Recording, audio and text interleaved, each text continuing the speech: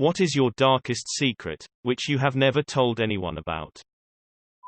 When I was 5, my mum left my dad. I don't remember much other than shortly afterwards my dad would get in my bed late at night, hold me and sob. I would pretend to be asleep. I've never told anyone that. I'm 35 and I've never seen or heard my father cry since.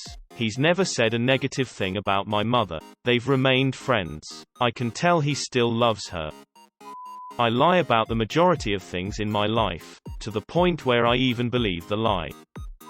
To punish me, my mother locked me in my room whenever I wasn't in school. It became my prison. She talked to me through my brother, refer to me as trash. I was completely cut off from the outside world for 6 months. She would tell me I was lucky to be inside the room because if she saw me she'd kill me. If I had to use the restroom I would hold it until I was at school or she would go to bed. At first being put in the room wasn't that bad because I had a lot of books and I was at school for most of the day. But soon her husband threw away my books and then came summer vacation where I spent the entire summer locked in that room watching my family have fun in the pool. That was 15 years ago and I still get panic attacks thinking about it. My girlfriend who I live with only recently found out about it when I slipped up and had an episode in front of her. Ever since moving out of my mother's house I always had a roommate or lived with a girlfriend, so I didn't really know this was still haunting me. Recently my girlfriend got a job that requires her to travel a lot. What she doesn't know is that every time she's gone and I come home to an empty house, I feel like I'm in that room again. I start to panic and break down crying until I eventually pass out. Now she's leaving for a month next week and I'm terrified about how I'll handle it. I tried telling her what's been going on but she assumes I'm joking, and to be honest I don't want her to really know. I'd hate her to think I'm weak, and I know how much she loves this job and what it means for her future. I don't want her to give anything up for me or feel guilty for leaving. So I've decided I'm going to start streaming on Twitch while she's away. This way I can interact with people and keep myself distracted. I just hope it works. My wife left me 9 months ago. She broke my heart and her sudden departure destroyed my life. I was 9 months away from finishing college, but instead I dropped out and I'm currently teaching in China. I'm drowning in student debt. I don't speak any Mandarin and I'm so desperately depressed I've become addicted to painkillers. I seriously can't stop taking them. I don't know what to do with my life and I have no one to turn to. Where are you in China? I've just arrived to Ningbo and I'm always up to making new friends. Especially a Redditor. You've got someone on this continent. He didn't fall off that roof. I was the one who wrote Lauren's spelling grade on our science table in 5th grade. I'm sorry, Lauren. I was molested by my father for approximately 8 years, possibly longer. I only have memories of it starting at age 4. He's dead now and I am so grateful. I had the memories suppressed for many years and started having detailed flashbacks to it about 2 years ago. I am the reason most of the kids under my care speaks with a horrible Russian accent. Whenever I'm looking after kids, when their parents aren't around, I always use the worst impression of a Russian accent when addressing them, and the kids always wondered why I sounded weird when their parents were dropping him off and picking him up. I still have dreams about the love of my life, and we broke up almost 12 years ago. When I was in 2nd grade, my best friend and I would suck each other's dicks because we thought it was sexy. Some young flaccid fun. But I don't dare tell anyone because I am straight and it doesn't really matter now. The only reason why I'm alive today is because I was high watching the Amanda Show at 2 AM on a VHS in my basement. My ceiling crashed in around that time. I just said I was in the bathroom in the basement to my parents.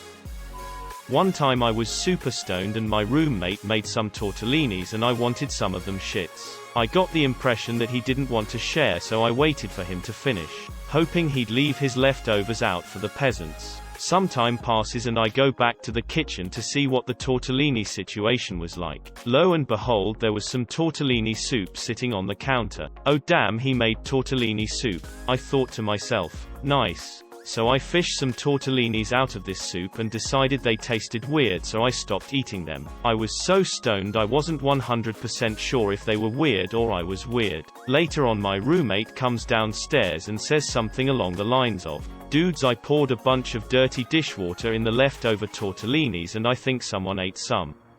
Everyone in the room was like, "Ha, gross." I never told anyone it was me. I had 3 online dating profiles. After 7 months I never received one message. The only reason I went to the hospital when I tried to OD was because I flipped a coin. When I was 12 my sister was being an asshole and stole some of my stuff and buried it somewhere on the 40 acres we lived on, so I took a huge dump in her cat's litter box that she had to scoop once a day. No one said anything, and I know that that poo was hooey and obviously not a cat poo. I know she noticed, but nothing was said. She stopped stealing my stuff for about a year and then it started back up. I stole some of my sister's babysitting money to eat the caramellos I was supposed to be selling for a Little League fundraiser. I felt so guilty I couldn't take it. I got some side jobs and paid her back as soon as I could. I don't know if she ever noticed.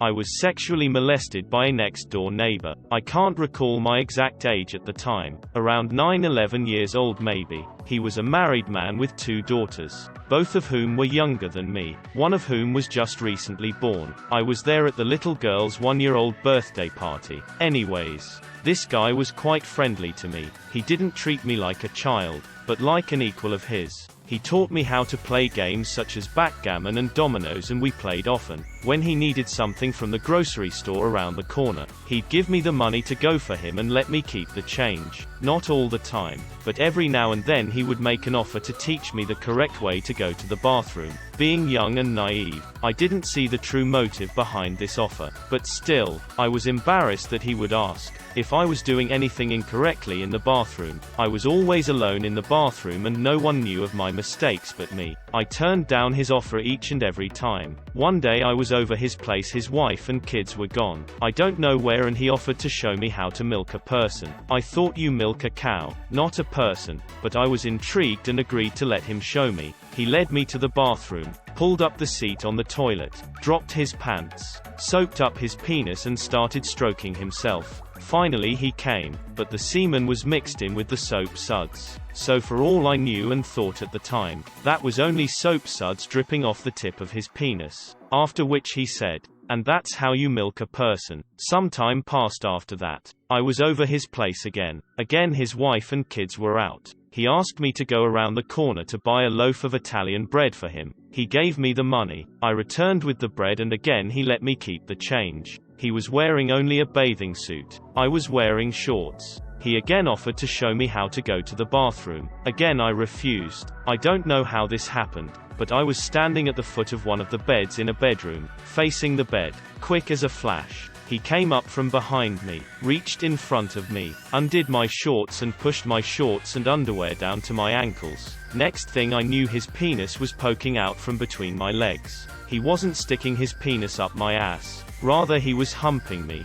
his penis going in and out between my legs. I looked over my shoulder at him. His head was tilted backwards and his mouth was hanging open at the pleasure he was having. I bent down, grabbed my shorts, pulled them up and raced out of there. I never went back to that guy's place. Every now and then he would ask me to go around the corner to the grocery store again, but I always refused. After turning him down a few times he lamented how I always went for him. Now I don't. Why not? I shrugged my shoulders. But I was thinking, after what you did to me, you can't figure that out. I met this girl in the summer of 1985 while on a summer camping vacation. We got physical but no intercourse. Hung out for 2 or 3 days. I fell hard for her, but she only wanted to be pen pals. She lived an hour away, but when you're 17 it might as well be 8 hours away. We wrote a few times. And eventually after not responding to 2 letters I let it go. I've been with dozens of women since. Happily on my second marriage. There's hardly a day that has gone by that I haven't thought about her in some way. I have looked for her for years. Google, LinkedIn, FB, you name it. No trace of her. She kind of dropped off the face of the earth in 1990. At least on paper. I'm ashamed of the obsession. I have never told anyone but a therapist a few years back. I wonder what she would even think if I contacted her. The more I think about that, the more I'm a bit glad I can't find her. That would probably freak her out. I love my mother, but we are so toxic for each other. If I could trade her in for another mother so she got a better daughter and I got a better mom, I definitely would.